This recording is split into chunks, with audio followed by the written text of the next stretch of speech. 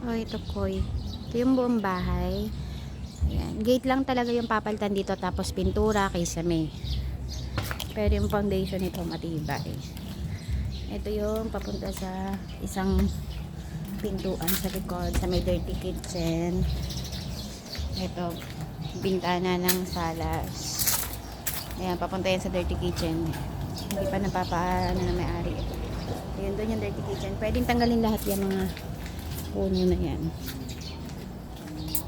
Pasok tayo sa loob.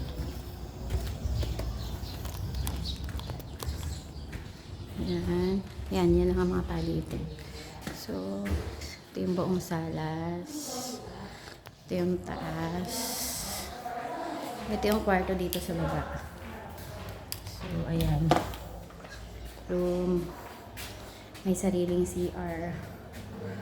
Ayan. Tapos, closet. Okay. Ito pa part ng salas. Kitchen. Dining area.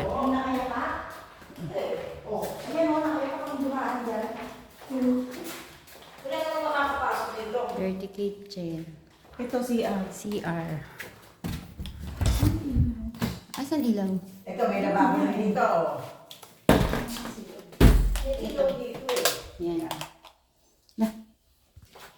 CR. Hanapin mo nga ang switch din eh. Wala na. Ayun, may dirty kitchen pa doon. Napundi na ilaw. Wala kami rito. Puro lahat yan. So, malalaki nito.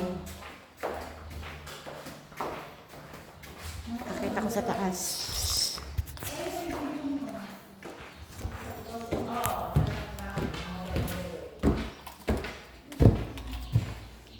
Okay. Salas ng taas. Bookshelves. Tapos, room 1. Ito, pwede na lang natin itong gawing kwarto. Ito. Room 2. Malaki. Malaki. Mas malaki ito.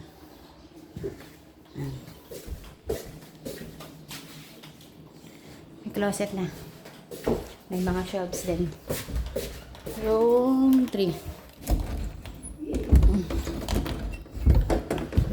Room 3. Ay, dito tayo sa room 3. Ito yung pang atin. Malaki talaga to.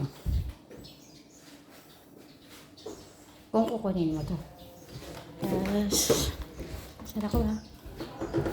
Ito yung CR. Taas. Shower. Pool. Closet. Tiles. Diba?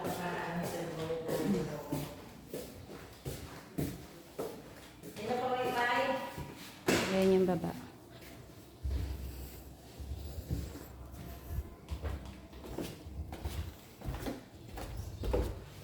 Tatlo kwarto sa taas.